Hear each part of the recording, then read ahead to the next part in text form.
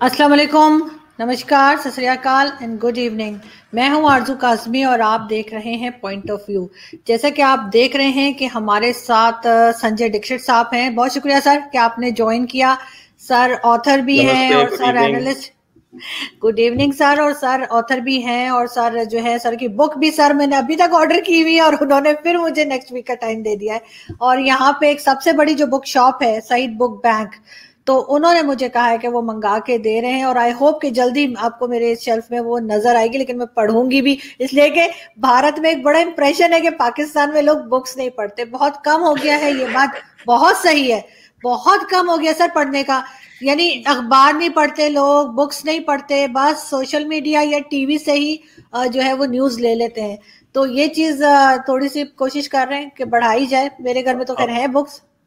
हमारे तारिक फतेह साहब बता रहे थे हम्म। कि आप बताइएगा। वो कह रहे थे कि पाकिस्तान में किताबें जो हैं वो वेट से बिकती हैं हाँ और वो बिल्कुल।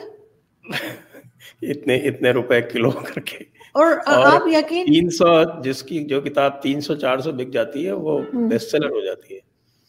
बिल्कुल। और सर आपको पता है कि ये शॉप्स जो है बुक शॉप्स, बुक स्टॉल्स बंद हो के वहां पे खाने पीने की दुकानें खोल दी हैं। मतलब उसमें आप जाएं तो पता लगेगा, 2 हफ्ते बाद आप जाएंगे तो पता लगेगा यहाँ पे कुछ और ही टिक्के बिक रहे हैं या चाट मिल रही है। लेकिन वो बुक स्टॉल्स जो हैं वो बंद होते जा रहे हैं। वरना पहले ओल्ड बुक स्टॉल भी बहुत ज्यादा थे, मगर अब आपको कहीं कहीं मिलते हैं। तो ये चीज है हमें, और हमें एक्सेप्ट करनी पड़ेगी। और इसके सिवा कोई चारा नहीं है।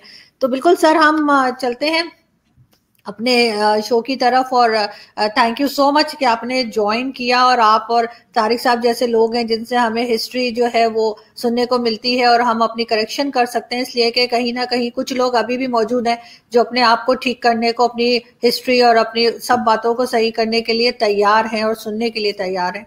तो सर आप हमें थोड़ा बताइए कि क्या टेक्स्ट बुक्स में हमें पढ़ाया जाता है भारत की हिस्ट्री। और हमने इस्लामिक हिस्ट्री तो हमने बहुत सुनी है, ऐसा हो गया वैसा हो गया, इतने साल हुकूमत की, 200 साल हुकूमत की, 600 साल ये किया, ये फतह किया, वो फतह किया। लेकिन सर भारत की असल में क्या आप बताएंगे हमें कि क्या तारीख है, क्या हिस्ट्री है? देखिए, भारत की जो हिस्ट्री है, जो सही हिस्ट्री है, वो एक तरह से जब यहाँ पे अंग्रेज आए तो अंग्रेज़ों ने ये देखा। सबसे पहले जब शुरू में आए अंग्रेज तो यहाँ पर उन्होंने देखा पहली बार कि यहाँ पर एक ऐसा कैलेंडर चलता है जो जिसको बोलते थे कली पंचांग और कली इरा। और वो शुरू होता था 3102 BCE से। तो उनको बड़ा आश्चर्य हुआ, उनको बड़ी एकदम से सरप्राइज हुई कि साहब की इतनी भी पुरानी कोई सिविलाइजेशन हो सकती है, क्योंकि उनका जो सारा का सारा नैरेटिव था वो बाइबलिकल नैरेटिव था। और बाइबल, आप जानती हैं कि बाइबल को उन्होंने ये दे रखा था कि साहब की दुनिया जो है वो 4004 BCE में ये गॉड ने उसका निर्माण किया था। That world was created in 4004 BCE। Date भी देते हैं कुछ लोग, 23 फरवरी बताते हैं, कुछ लोग 23 अक्टूबर बताते हैं। So that is the biblical narrative. तो यहाँ जब शुरू में जो आए अंग्रेज, एक्चुअली पहले जब इस्लामिक इन्वेडर्स आए तो उनको इससे कोई लेना देना नहीं था। They were least bothered. All they did was कि उन्होंने कौन सी लूट मार की, कौन से क्या किया, उसकी तारीखें वो लिखते रहते थे। तो उनके नैरेटिव्स आप पढ़ेंगे वो पुराने, जो आप जियाउद्दीन बरनी है, मिन्हास सिराज है, आपके अमीर खसरो है। बाद में फिर मुगल आ गए तो उनके उसके पहले फरिश्ता है। फिर मुगलों की हिस्ट्री तारीख अलग अलग से सब लोगों ने ले रखी है। फिर बाबरनामा है, अकबरनामा है, शायद बादशाह नामा है, सब उस तरह के वो दोज वेर हेगियोग्राफीज बेसिकली।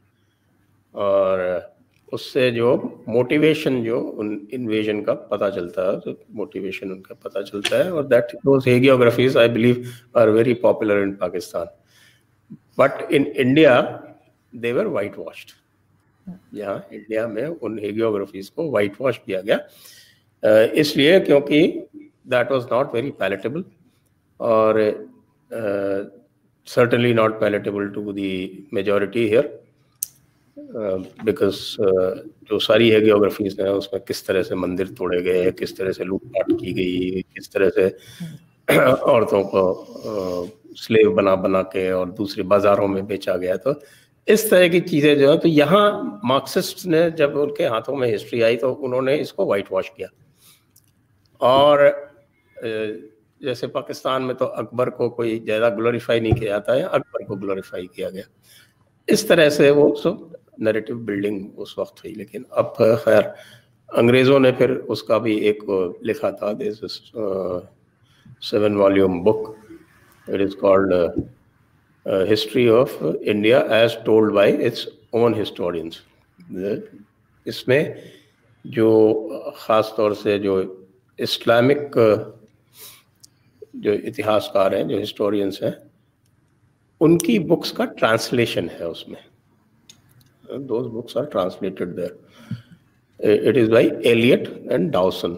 शुरुआत एलियट ने की थी, फिर एलियट पास्ट हो गई तो डाउसन ने उसको कंप्लीट किया था। तो वो एलियट और डाउसन का जो वो वॉल्यूम है, that is a very precious volume. तो उसको इंडिया में सप्रेस किया गया। उसके अलावा फिर मैं जो बता रहा था कि जो लोग ये शुरू में आए, सो दे रोमांटिसाइज्ड इंडिया, उन्होंने इंडिया को बड़ा रोमांटिसाइज किया। फिर दे फाउंड दी कनेक्शन, उनको कनेक्शन मिला उनकी जो लैंग्वेजेस थी उसमें और संस्कृत में। तो फिर उसका नैरेटिव बनाया उन्होंने, कहा कि साहब we are probably the descendants of people from India. ये शुरू की बात है। तो those people were called romantics. तो वो जब बात चलने लगी और they said that we found a civilization which is more ancient than anything that Europe has. तो ये बात जब चली तो चर्च में बड़ी दुविधा हुई, because the church started getting alarmed कि अगर ये हो जाएगा तो हमारी जो हमने क्रोनोलॉजी इतनी मुश्किल से बना रखी है, और जो सारी क्योंकि unlike what is called Islamic scholarship, the church scholarship has been, I should say, very, very meticulous in building their narrative. उनका narrative बनाने पे उन्होंने बहुत मेहनत की है. In fact, most of their warfare and most of their other activities, the imperialistic activities, they are backed up by narratives. तो ये जो narrative वहाँ पे जब चलने लगा तो they got alarmed. को लगा कि अगर ये ऐसा हो जाएगा तो हमारी जो सारी सुपीरियरिटी की क्लेम्स हैं वो गड़बड़ हो जाएंगी। तो फिर they invented something what is called Aryan invasion theory. और उसको आर्यन इन्वेजन थियरी को इन्वेंट करने के उनके दो पर्पस थे। Also because they wanted to create a narrative कि इंडिया जो है वो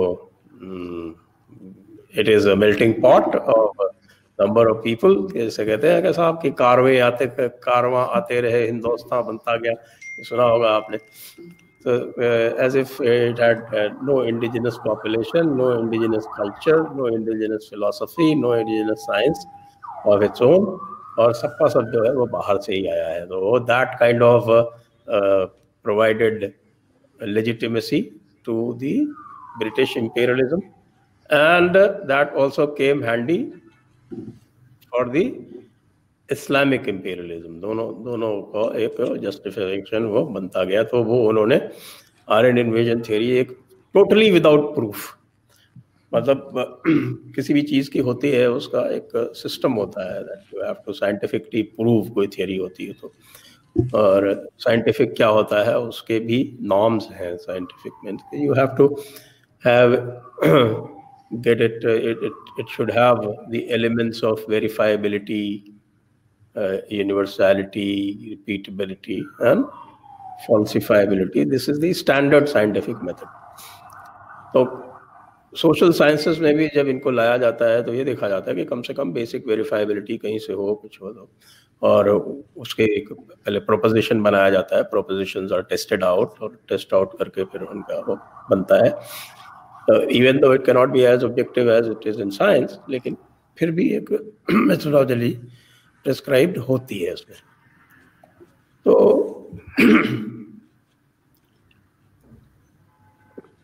ये जो आर्यन इन्वेजन थियरी थी, इसकी कोई बेसिस नहीं थी, जस्ट केम आपके लिंग्विस्टिक सिमिलरिटी है तो एक प्रोपोजिशन डाल दिया गया, उसको बाइबल में एक रेस थियरी है, उस बाइबल की रेस थियरी से उसको करॉबरेट कर दिया गया और बाइबल की क्रोनोलॉजी से करॉबरेट कर दिया गया और उसी तरह से उसकी पूरी क्रोनोलॉजी कंस्ट्रक्ट कर दी गई। तो जो क्रोनोलॉजी कंस्ट्रक्ट की गई कि 1500 BCE में आर्यन इन्वेजन हुआ और उसके बाद फिर जो भी सारी जो हिस्ट्री बताई जाती है रामायण और महाभारत, बिकॉज रामायण और महाभारत बेसिकली हिस्ट्री बिकॉज उनकी सारी जितने भी उनमें जो इवेंट्स हैं, those events are verifiable, those places are verifiable.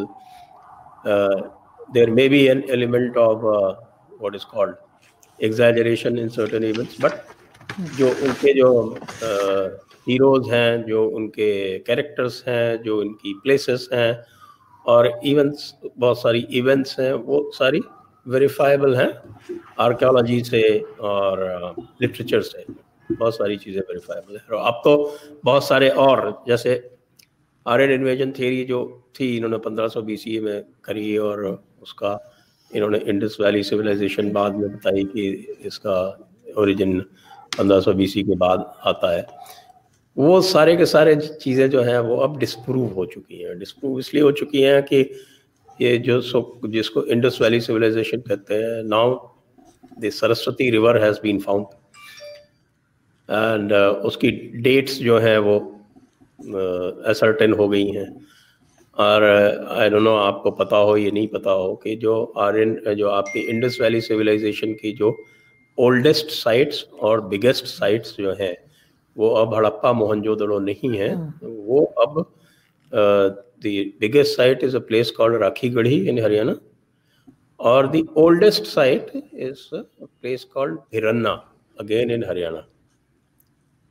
This is erstwhile Punjab, pre independence Punjab का जो अब सर दिल्ली से लगता हुआ पार्ट जिसको हरियाणा कहते हैं, उसमें ये पाए गए हैं। और वो पूरी सरस्वती चैनल पाई गई है कि there used to be a river Saraswati, huge river, जिसका ऋग्वेद में मेंशन है। Rigveda is considered to be the oldest literature in the world, तो उसका मेंशन ऋग्वेद में आया हुआ है, तो वहाँ से वो करॉबरेट होती है। और बिरन्ना जो साइट है वो that is now already dated, जिन लेवल्स तक वो पहुंच गई है उन लेयर्स को 8000 ईयर्स तक ऑलरेडी डेट किया जा चुका है। 8000 ईयर्स का मतलब हुआ 6000 BCE तक वो दे ऑलरेडी डेटेड। तो जब ये डेटिंग हो गई और उसके बाद लिटरेचर से फिर और जो साइंटिफिक मेथोडोलॉजी है जिसमें आपके रिवर मॉर्फोलॉजी है, जियोलॉजी है, उन सब से ये पता चल गया कि there used to be this river called Saraswati which used to flow and into which this river Satluj used to drain into that river। और फिर ये जाके आपके पहले एक ज़माने में independently it used to go to the Arabian sea, और जो आपके जो लोथल के एक जगह है वहाँ पर ये ड्रेन होती थी, गुजरात में है जो आजकल।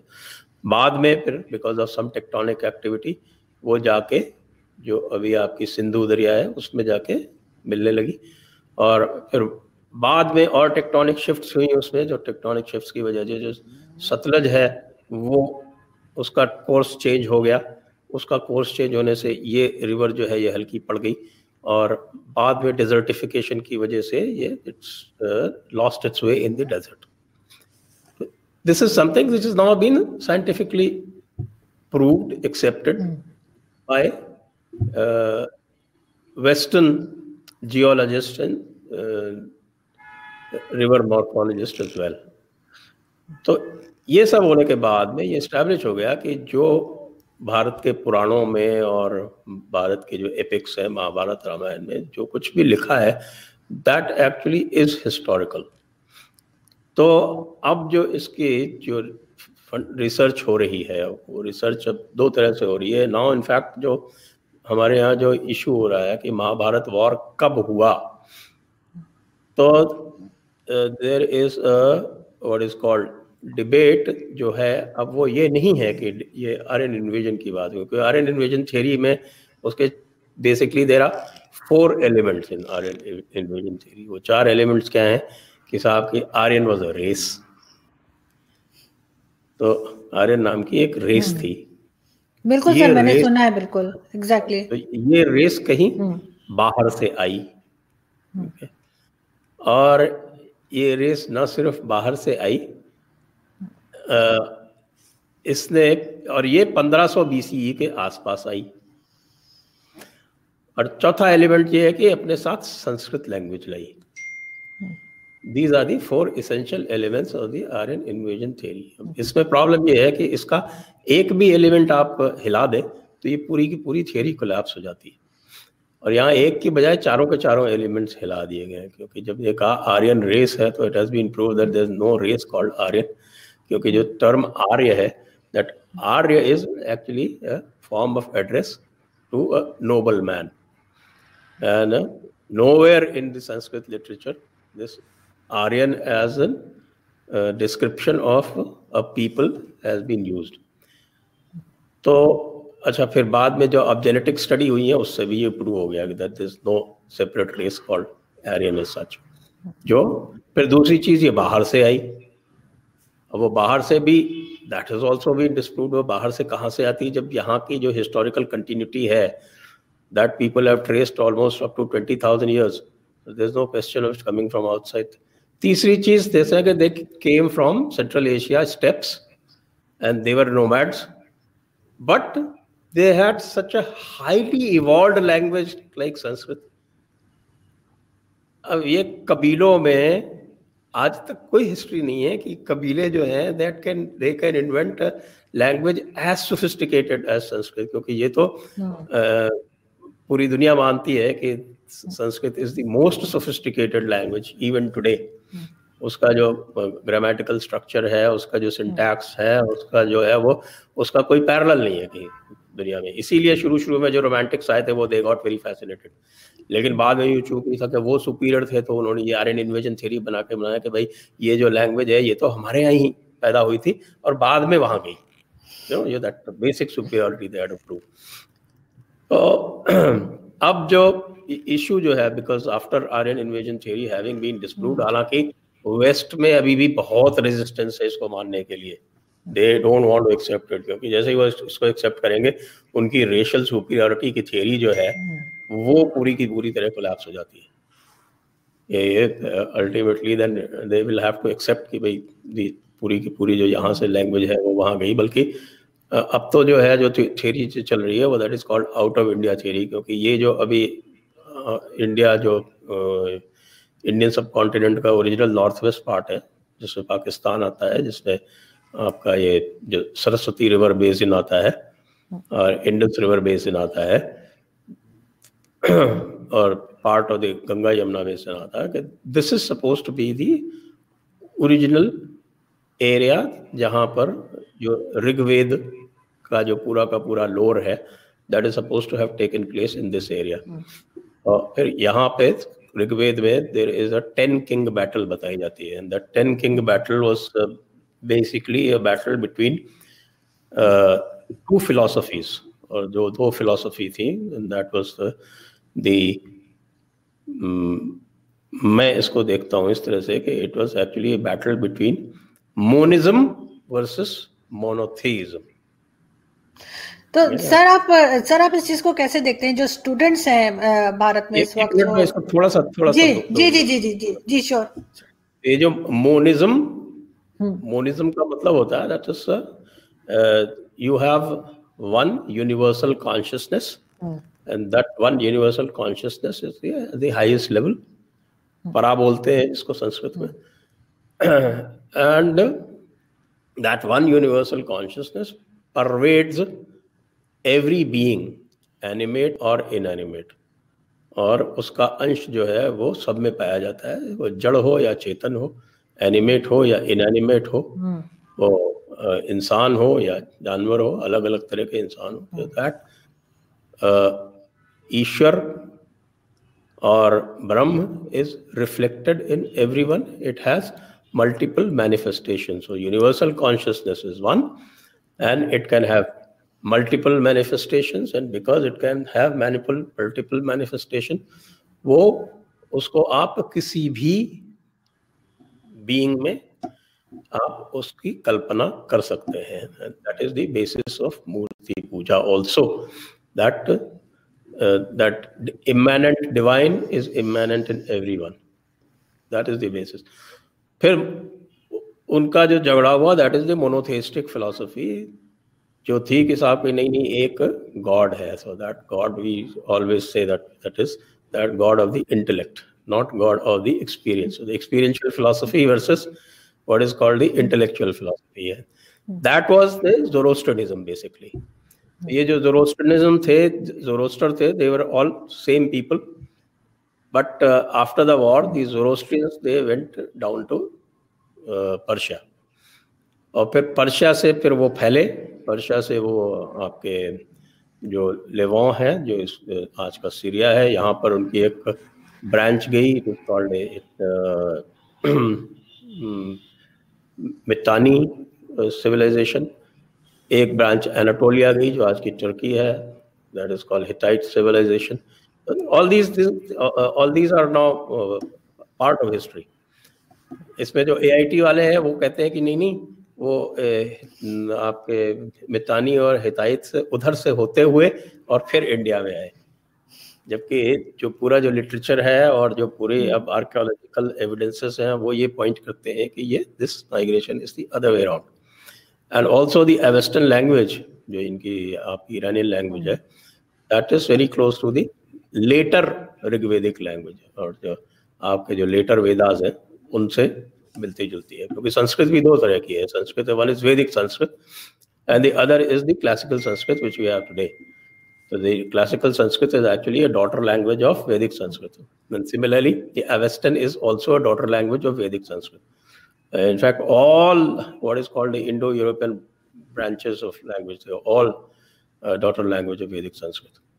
जी, अब आप कह रही थी. जी बिल्कुल, मैं सर आपसे ये पूछना चाह रही थी कि ये तो बहुत अच्छा आपने एक्सप्लेन किया है. होप कि लोग जो है वो इससे बहुत कुछ सीख सकेंगे. लेकिन सर जो स्टूडेंट्स आ रहे हैं हमारे यहाँ, तो स्टूडेंट्स हैं, हमें तो गलत हिस्ट्री अब सब जानते हैं, पढ़ाई जाती है. आप क्या इस चीज को करेक्ट कैसे कर रहे हैं? मतलब कुछ ना कुछ जाहिर आप भी जैसे बता भी रहे हैं और सब कुछ है कि स्टूडेंट्स ये कैसे सीखेंगे कि ये हिस्ट्री वो सही पढ़ रहे हैं या ये गलत है? कौन सी बुक आप सजेस्ट करते हैं कि उनको देखनी चाहिए? कौन सी ऐसी चीज, वेबसाइट या बुक आप सजेस्ट करेंगे जिससे उनको एकदम करेक्ट हिस्ट्री मिले?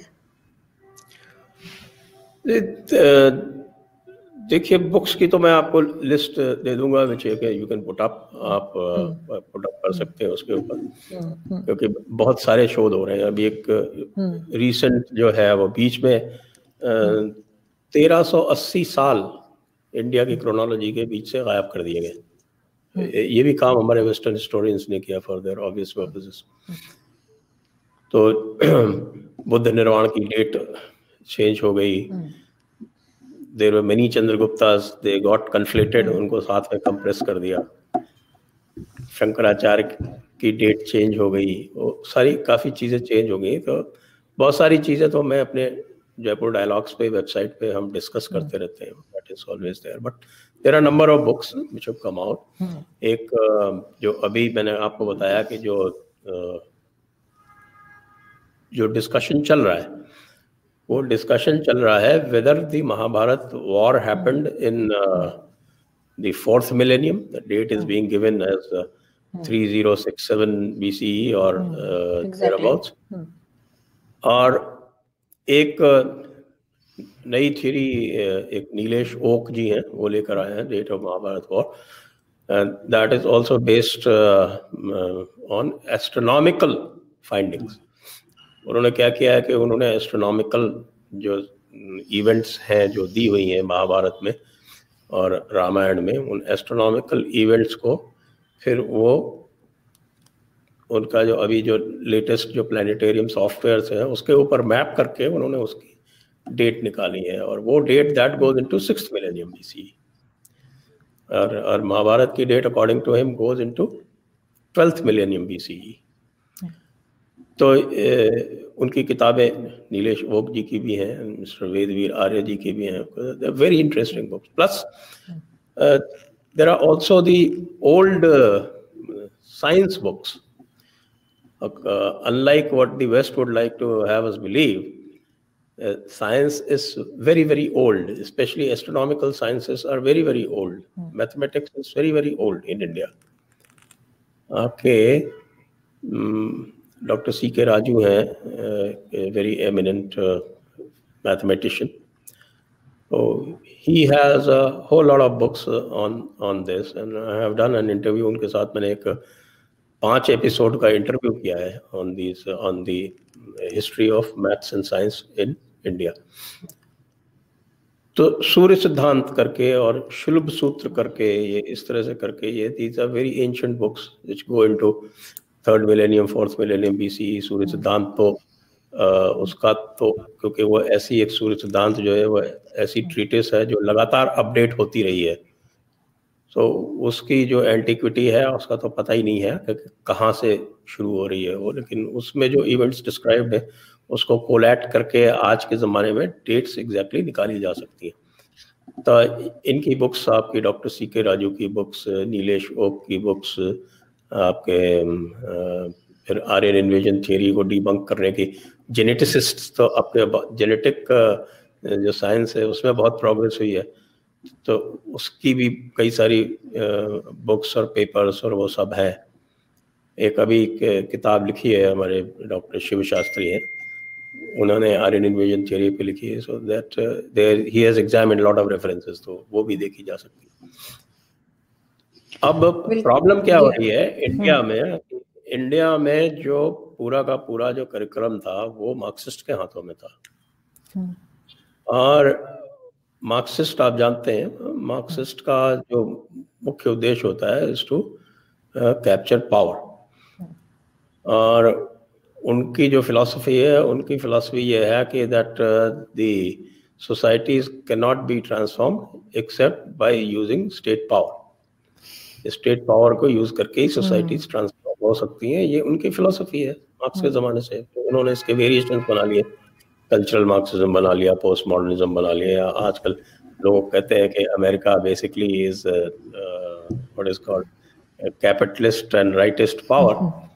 लेकिन आप अगर देखें तो उनके कैंपस वगैरह जो है वो पूरी तरह से लेफ्ट से कैप्चर कर रखे हैं.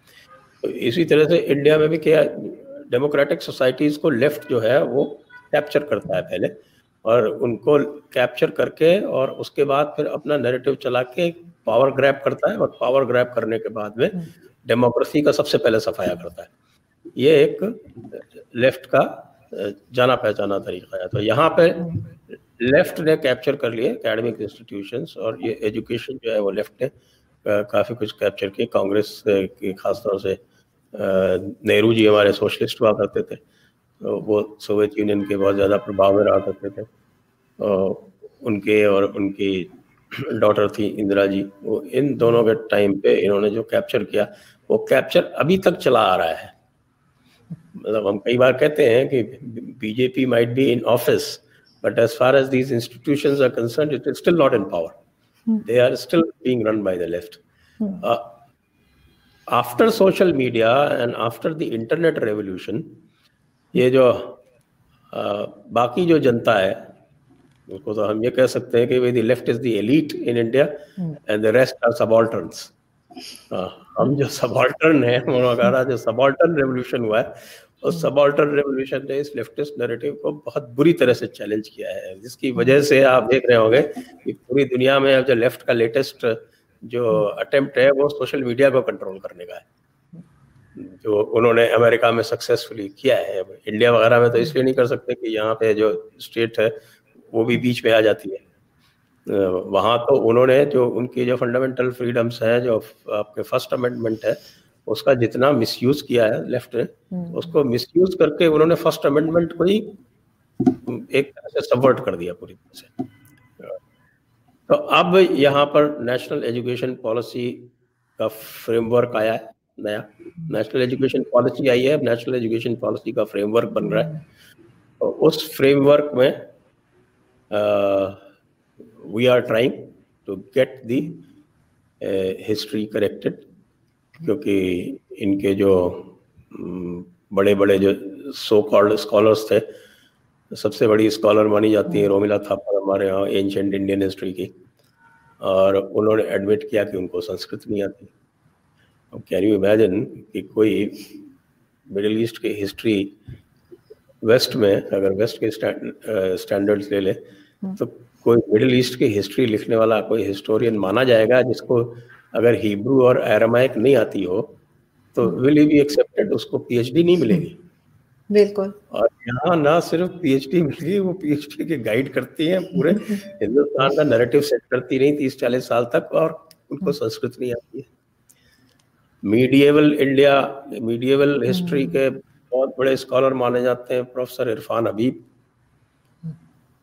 तो फिर उनको पूछा तो उन्होंने कन्फेस किया कि उनको ना तो पर्शियन आती है ना अरबिक आती है।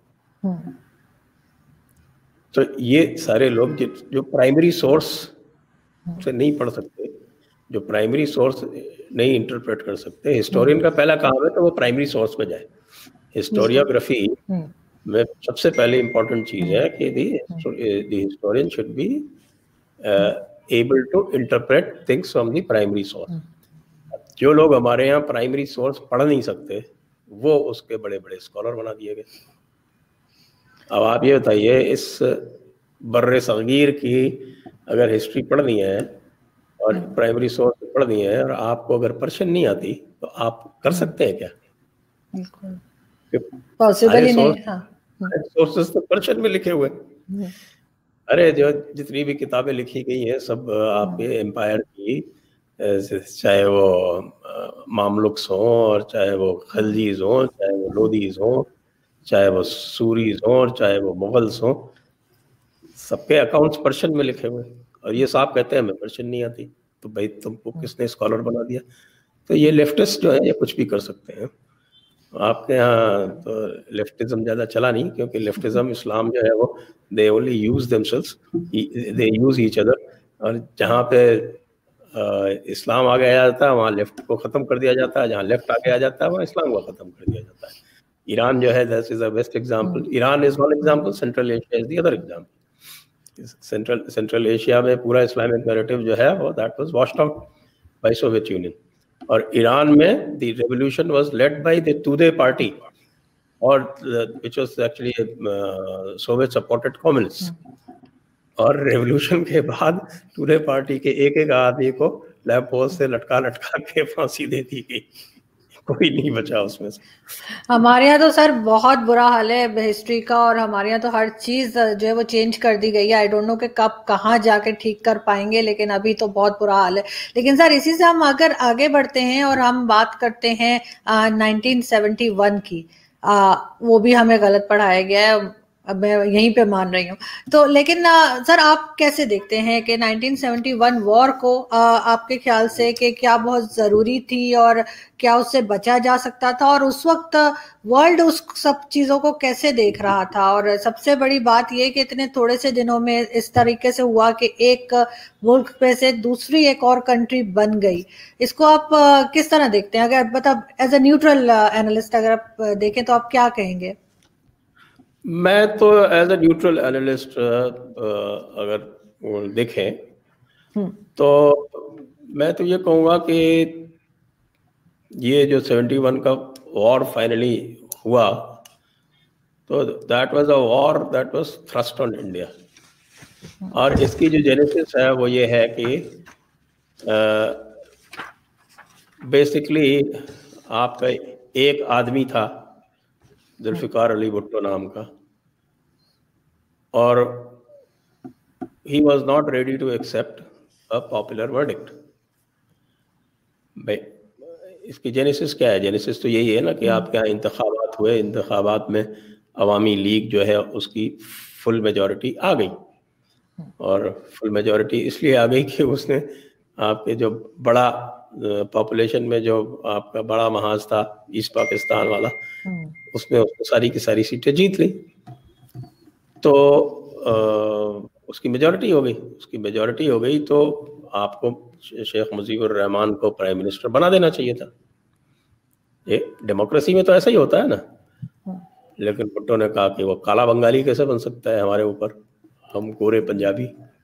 हालांकि वो पंजाबी नहीं थे, सिंधी थे। वो सिंधी थे सर, वो सिंधी थे जी। लेकिन वो कैसे बन सकता है? वो जो रेशियल सुपीरियोरिटी का जो कॉन्सेप्ट था, ये सारा का सारा झगड़ा, वो जो छुपी हुई रेशियल सुपीरियोरिटी है ना, वो इस्लाम में वो कुफ्र और कफात वाला एक सिद्धांत आता है। तो उसकी वजह से कि वो तो नहीं बन सकते, क्यों नहीं बन सकते? वो बंगाली है, बंगाली नहीं बन सकता पाकिस्तान का वजीर आजम। झगड़ा तो यहाँ से शुरू होता है, वरना क्या प्रॉब्लम थी? आपका ठीक है, वो जीत गए थे, उसको प्राइम मिनिस्टर बना देते। प्राइम मिनिस्टर बनाने के बाद फिर उनकी सरकार कुछ दिनों तक चलती। अगर मान लीजिए 5 साल चला ले जाते तो ठीक है, नहीं चला ले जाते तो, लेकिन उनको नहीं बनने दिया गया और इंस्टेड मिलिट्री क्रैकडाउन कर दिया गया उनके ऊपर। और मिलिट्री क्रैकडाउन करने के बाद में तो वो सारे के सारे वहां से भागे, इंडिया में आके टिके आके। अब जब इंडिया का पूरा सिस्टम बिखरने लगा तो फिर they had to do something. It had become ethnic. Plus there was also the religious persecution angle. खास तौर से आपकी पाकिस्तान की पंजाबी आर्मी जो थी वहाँ पे ढूंढ ढूंढ के इंटेलेक्चुअल्स को और हिंदुओं को मार रही थी। तो फिर it was something that was forced upon India. और उसके लिए of course I think Mrs Gandhi did very well in the sense that she managed to stitch up a lot of alliances and it was always untenable. आप 1500 kilometre दूर आपके बीच में जो distance है उसको आप कैसे कवर कर सकते थे? तो अल्टीमेटली तो इट वाज एन इनडिफेंसिबल प्रोपोजिशन। तो लेकिन अब फौज में तो ये दिक्कत है ना कि फौज में सोचने वोचने की तो मनाही होती है, रेजिमेंटेशन होता है शुरू से, पहले दिन से। उसमें यही होता है कि साहब के दिमाग पे नीचे रख देना है, जो ऊपर से ऑर्डर आए वो मानना है। तो वो करके इसको इन्होंने, तो this was something, I think this was a self inflicted wound by Pakistan. Otherwise I don't think India had any design as such. India के कोई इशू नहीं था, ठीक है आपका चल रहा है, आपका चल रहा है, आप चलते रहिए। आज भी तो इंडिया के किसी के जैसे पाकिस्तान तो अफगानिस्तान में 24 घंटे लगा रहता है ना कि किस तरह से हम अफगानिस्तान की सरकार को अपने कब्जे में कर ले। आपने इंडिया का तो नहीं देखा होगा कि वो किसी भूटान में कर रहा है या कोई श्रीलंका में कर रहा है या बांग्लादेश में कर रहा है या कहीं भी कर रहा है। छोटे छोटे देश हैं इंडिया के बगल में, बट इंडिया के ऐसे कोई वो है नहीं कि उसको बगल में इंटरफेरेंस करना है। ठीक है, it has to secure its own interest, that's a different issue that every country does, but it has no designs on the neighbours. तो वहाँ करने का कोई इरादा नहीं था, it was kind of thrust upon India, then India did it. ठीक है। तो सर एक चीज और देखने में आई है कि बहुत से लोग बांग्लादेश से इंडिया की तरफ गए एज अ रेफ्यूजी, और जो भी कह लें उधर शिफ्ट हो गए। मतलब जब बांग्लादेश बना है उसके बाद बंगालीज तो बहुत कम रह गए हैं। क्योंकि मैंने एक उनका क्या उनका नाम है, एक कॉमेडियन आपके यहाँ आते हैं, एक्टर भी हैं उस तक, सॉरी नाम उनका स्लिप हो रहा है मेरे माइंड से। उन्होंने कहा कि सिर्फ वैसे कॉमेडी में उन्होंने कहा कि सिर्फ 15% बंगालीज जो हैं बांग्लादेश में वो भारत से नफरत करते हैं। उन्होंने कहा क्योंकि बाकी तो सारे के सारे भारत में इधर आ गए, तो उनका मतलब था सिर्फ 15% ही उधर रह गए। तो आप लोग इस चीज को कैसे हैंडल करते हैं कि जब इस तरह से रेफ्यूजीज जो हैं वो आए आपके यहाँ बांग्लादेश से उठ के, 2 करोड़ या 1.5-2 करोड़ लोग तो आए होंगे अगर इसको अगर हम चेक करें, इस फिगर्स को अगर चेक करें तो। क्योंकि पाकिस्तान में जब ये अफगान वॉर स्टार्ट हुई थी और पाकिस्तान में जो रेफ्यूजीज आए थे, तो उससे पाकिस्तान अभी तक कंट्रोल नहीं कर पाया, उस चीज से निकल नहीं पाया, संभाल नहीं पाया। तो भारत ने किस तरह से इस चीज को हैंडल किया? और आपको नहीं लगता कि इस तरह से जो लोग बांग्लादेश से 12 शिफ्ट हुए, जिसका आपके पास कोई डाटा नहीं है, आपको नहीं पता कौन है कौन नहीं है, वो कोई भी हो सकते हैं, वो एंटी इंडिया भी हो सकते हैं, इस चीज को आप कैसे देखते हैं सर? देखिए, एक तो इशू ये है कि immediately after Bangladesh liberation, Bangladesh के लिबरेशन के तुरंत बाद में एक पैक्ट हुआ था इंडिया और बांग्लादेश के बीच में, जिसमें ये कहा गया था कि भाई कि 25 March, that is the date of the operation searchlight. आपको पता है ना ऑपरेशन सर्चलाइट? तो ऑपरेशन सर्चलाइट जिस दिन शुरू हुआ था उस दिन तक के जो भी अगर ईस्ट बंगाल से और भारत में कोई भी लोग आ गए होंगे तो उनको वापस डिपोर्ट नहीं किया जाएगा। हालांकि that was against what is called Liaquat Nehru pact. हालांकि लियाकत नेहरू पैक्ट में भी ये है कि in fact that almost permits kind of continuous operation के, कोई भी जाता है तो उसको सिटीजनशिप दे दी जाएगी। हालांकि उसके बहाने पाकिस्तान ने तो जो भारत के मुसलमान वहाँ जाना चाहते थे उन पर रोक लगा दी 1951 में, ये लेते हुए कि साहब के माइनॉरिटीज की गारंटी इनको देनी है आपस में। तो उसका मिस इंटरप्रिटेशन किया, तो कट ऑफ पॉइंट जो था वो 25 मार्च 1970 ये रखा गया। तो इसलिए एक इशू तो वहाँ पे सॉल्व हो जाता, क्योंकि अब बहुत सारे लोग 25 मार्च के बाद आए, कुछ 25 मार्च के पहले भी आए थे, कुछ हुए थे, तो बहुत सारे तो ऑटोमेटिकली एब्जॉर्ब होने के they got a right to stay in India. और जो 25 मार्च के बाद आए उसमें ये भी था कि भाई बिकॉज बांग्लादेश गॉट लिबरेटेड तो lot of them went back, उनकी ज़मीनें थी उनके सब कुछ थे तो दे वेंट बैक। और उसका 71 का जो बांग्लादेश वॉर था उसका वन ऑफ द पर्पसेस यही था कि साहब हम इतने रेफ्यूजीज को हैंडल नहीं कर सकते, they have to go back. How to make them go back is to first liberate Bangladesh. So once Bangladesh liberated they will go back. तो lot of them went back, बहुत सारे नहीं भी गए, क्योंकि सारा जो असम वाली जो प्रॉब्लम हुई वो इसीलिए हुई क्योंकि that illegal infiltration continued, that is also because of the open border. आपका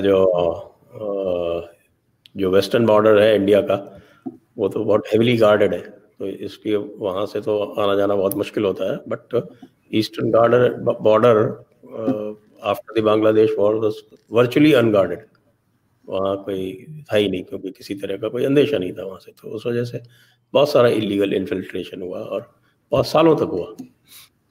तो वो जो सारी प्रॉब्लम है वो उस इलीगल इन्फिल्ट्रेशन की है, रेफ्यूजीज की नहीं है। So you have to actually distinguish between the two, कि जो लोग अभी बांग्लादेश के अगर आए हुए हैं इस तरफ, they are illegal infiltrators, they are not refugees.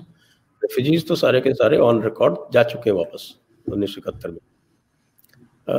That is a different issue. और ये कि साहब 15% रह गए वहाँ पे, ये मेरी बात नहीं समझ में आई। दैट साउंड्स नहीं, ये कह रहा दैट सर वो जब नाम है शेखर सुमन साहब की कोई क्लिप थी, उसमें मेरे ख्याल है वो मजाक में कह रहे थे, बट उन्होंने कहा कि उन्होंने ये नहीं कहा कि मतलब वो ये कहना चाह रहे थे कि सिर्फ 15% बांग्लादेशी जो हैं वो इंडिया से नफरत करते हैं, क्योंकि वहां रह ही 15% रह गए, बाकी सारे उठकर भारत में ही आ गए हैं। वो ये बताना चाह रहे थे। तो वह मुझे उनका नाम याद आया, शेखर सुमन जी का था क्लिप, तो वो मुझे बहुत हंसी आई थी देखे। मैंने कहा अच्छा सब लोग वापस भारत में चले गए।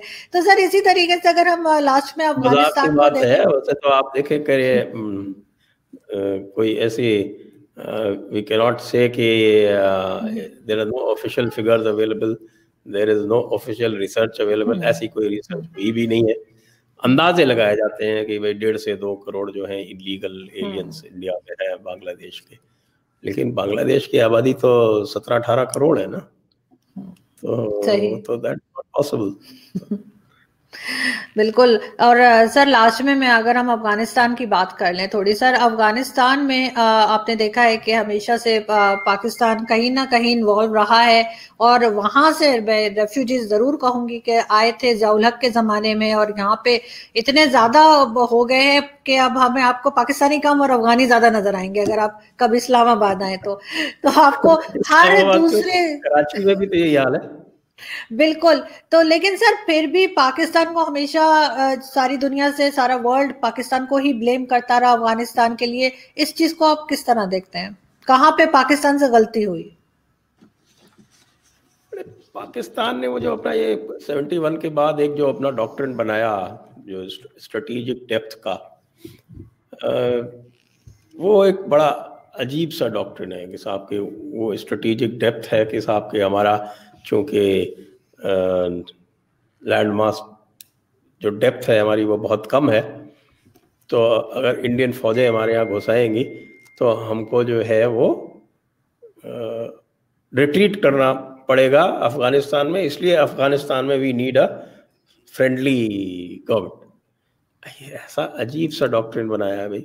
अरे आपको इंडिया को कोई इंटरेस्ट आप पे घुसने में है नहीं, इतनी आपकी समझ में नहीं आता, तो आपने अपने बना रखे हैं डॉक्ट्रिन। अभी जियाउल हक ने डॉक्ट्रिन चेंज किया ना आपके पाकिस्तानी फौज का अगर मुझे याद सही हो रहा है तो जो मोटो हुआ करता था वो हुआ करता था फेथ, डिसिप्लिन, यूनिटी, इस तरह से करके कुछ होता था। एग्जैक्टली और उसको जियाउल हक साहब ने बदल दिया और कर दिया क्या, तकवा, ईमान, तकवा, जिहाद फी सबिलिल्लाह। और एक मॉडर्न मिलिट्री को उन्होंने इस्लामी लश्कर में तब्दील कर दिया। अब इस तरह के नैरेटिव्स बनाएंगे तो फिर आपको अपने खुद की इनसिक्योरिटीज आप पहले ढूंढेंगे, फिर खुद की इनसिक्योरिटीज ढूंढ के उन इनसिक्योरिटीज को आप इस तरह से टैकल करने की कोशिश करेंगे। तो ये तो again same thing, this is again a self inflicted problem जिसकी कहीं कोई जरूरत नहीं थी। अब ठीक है साहब कि नहीं, अब इंडिया के तो हम कुछ नहीं खा सकते, लेकिन टमाटर हमें चाहिए। वो एक आया था ना कौन सा कि हम एटम बम दाग देंगे अगर इंडिया टमाटर नहीं बेचे तो। सर आलू भी लेते हैं, ऐसी बात नहीं, आलू भी लेते हैं। आपको पता है यहाँ पर मैंने पहले भी किसी से शायद बात की थी, जो में एक बड़ा एक टाइम ऐसा था कि आलू मंगाने की बात हो रही थी, और यहाँ पे जो जितने वो मुल्ला माफिया बैठी होती है ना, वो कहे नहीं जी हम भारत से आलू नहीं लेंगे। तो वो किसी ने कार्टून बना दिया था, कार्टूनिस्ट ने न्यूज़पेपर में, कि भारत के आलू खा के जैसे हम हिंदू हो जाएंगे, कि उन्होंने वहां चिट्ठियां बना दी थी सर के ऊपर कि क्या हो जाएगा अगर हम भारत के आलू खा लेंगे। तो वो यहाँ पे तो सर पूछा ही मत, यहाँ का जो हाल है, यहाँ के जो कहना चाहिए जो मुल्ला माफिया है, उससे तो आप कुछ भी एक्सपेक्ट कर सकते हैं। बिल्कुल सही कह रहे हैं, ये जियाउल हक ने ही जो है सबसे ज्यादा नुकसान पहुंचाया है पाकिस्तान को। लेकिन फिर भी सर आप क्या समझते हैं कि जो अफगानिस्तान में अभी भी जैसे बात होती है तो हमेशा पाकिस्तान को ब्लेम किया जाता है, जबकि पाकिस्तान तो हमेशा साथ खड़ा रहा। क्या इसकी वजह यह है कि वो रिलीजन को लेके बात की जाती है बार बार? नहीं देखिए, पाकिस्तान मैं इंडियन अकाउंट्स पे नहीं जाता, I will look at the western accounts. जो वेस्टर्न अकाउंट्स जो हैं वो जो अफगान वॉर को और इनको सबको डिस्क्राइब करते हैं, इनको जैसे लेके let's say we look at somebody like Christine Fair who's written a very good book, क्या कि पाकिस्तान's military's way of war। तो उन्होंने जो फंडामेंटल डॉक्ट्रिन्स हैं, इनकी ग्रीन बुक है आपके पाकिस्तान मिलिट्री की, उनसे और जो पर्सनल के इंटरेक्शंस उसको निकाल के वो बनाया। हालांकि मेरी और क्रिस्टीन फेयर की बनती नहीं है आपस में, सही बता दूं मैं आपको, लेकिन that book is a good book basically. तो उसमें say that is one book, और भी अदर बहुत सारी जो है वेस्टर्न अकाउंट से जो निकल के आता है, वो निकल के ये आता है कि Pakistan offered itself on rent to America. जब सोवियत यूनियन आई और उसने एक फेलो कम्युनिस्ट रेजीम को बचाने के लिए वो अफगानिस्तान में घुसे, तो उसके बाद जियाउल हक साहब जो थे उन्होंने अमेरिका को बहुत परसुएट किया कि भाई हम तो तैयार हैं, we are ready to be rented, हम तो किराए पे आपकी गोद में जाने को तैयार हैं, आप क्यों नहीं ले रहे। इसमें आजकल नैरेटिव बनाया जाता है ना कि साहब अमेरिका ने हमको यूज किया, साहब अमेरिका ने, तो भाई गया कौन था उनके पास ऑफर लेके? सारे का सारा प्लान तो आपने बना के दिया था कि हम ऐसे कर लेंगे, हम ऐसे कर लेंगे, हम ऐसे कर लेंगे। और उसके बाद फिर वो जब ये पड़ गया तो सब जगह दे रेडी टू बी रेंटेड कि भाई सऊदी अरेबिया में हमको रेंट कर ले, तुर्की भी हमको रेंट कर ले। और एक जो बेसिक जो जिसको कहते हैं एक सेल्फ रेस्पेक्टिंग नेशन वाले जो एलिमेंट्स हैं वही मिसिंग हो गए पाकिस्तान के, जो एलीट है उसमें। मैं पब्लिक को नहीं कह रहा, लेकिन पब्लिक में भी मुल्ला माफिया ने जो पूरा का पूरा आपका वो एक किताब लिखी ना हुसैन हक्कानी साहब ने, Pakistan between A mosque and the military, that is basically that is what is describing Pakistan. It is between mosque and military. उनकी जो प्रायोरिटीज हैं उसी के हिसाब से चलती है आगे पूरी के पूरी अफगानिस्तान। अरे भाई, why can't you let Afghanistan run as an independent nation? आप क्यों फंड करते हैं वहाँ पे तालिबान को? क्यों आप फंड करते हैं दूसरी तरह के हर तरह के जिहादियों को? क्यों आपने हक्कानी नेटवर्क को यहाँ पे दे रखा है पूरा का पूरा शेल्टर? सारे के सारा सब जानते हैं कि सब यहाँ से चलता है। वहाँ के लोग भी बोल रहे हैं, सब बोलते हैं कि साहब की ये आप जो है वो क्वेटा का एक मोहल्ला है, you take care of that, Afghanistan problem will be over. GHQ ने जो बैठा रखे हैं आपके, मतलब पेशावर को छोड़िए, इस्लामाबाद में बैठा रखे हैं लोग। अब ये जो है ना, मैं क्या कह सकता हूँ, Pakistan is not a normal nation, क्योंकि जैसा बहुत सारे लोग कहते हैं कि in other countries the countries have a military, यहाँ पे the military has a country, that is a very big problem. लेकिन सर जो आप फंड की बात कर रहे हैं, यहाँ पे तो इकोनॉमी इनकी इतनी खराब है, यहाँ पे इनसे कुछ संभाला नहीं जा रहा और पूरी तरह से इकोनॉमी क्रैश हुई हुई है, तो आपको लगता है कि ये फंड कर सकते हैं इतने जो आप बता रहे हैं जिन ऑर्गेनाइजेशंस को? आर्मी की फंडिंग तो नहीं कम हुई ना। अच्छा तो आपके बजट से फिगर उठा कर दे सकता हूँ कि बाकी सारी आपके डेवलपमेंट एक्सपेंडिचर के लिए पैसा नहीं है, लेकिन आर्मी की जो ग्रोथ है वो 9 to 10% बदस्तूर जारी है। तो what does it mean? It means कि साहब की कंट्री के सारे रिसोर्सेज जो हैं वो एक तरफ रह गए, और आर्मी को और मिलिट्री को जो आपको फंड करना है वो तो जो इनकी डिमांड है वो एज इट इज आपको करनी पड़ेगी। The rest of the public and the rest of the country can go anywhere. That's true. बिल्कुल ठीक। सर यहाँ पे मैं बहुत शुक्रिया अदा करना चाहूँगी कि आपने ज्वाइन किया शो और हमें बहुत कुछ सुनने को और सीखने को मिला, और आई होप कि पाकिस्तान जो है वो बजाय ये कहने के पाकिस्तान के लोग के कोई क्रिटिसाइज कर रहा है या कुछ गलत कह रहा है, उसके बजाय जो चीज़ें बताई गई हैं उससे सीखने की कोशिश करें और अपने आप को ठीक करने की कोशिश करें, क्योंकि अगर दुनिया में आगे बढ़ना है तो उसके लिए हमें अपनी जो भी वीकनेसेस हैं उस पर जरूर काम करना पड़ेगा। Thank you so much sir, so kind of you. Thank you. Thank you. Thank you. Thank you.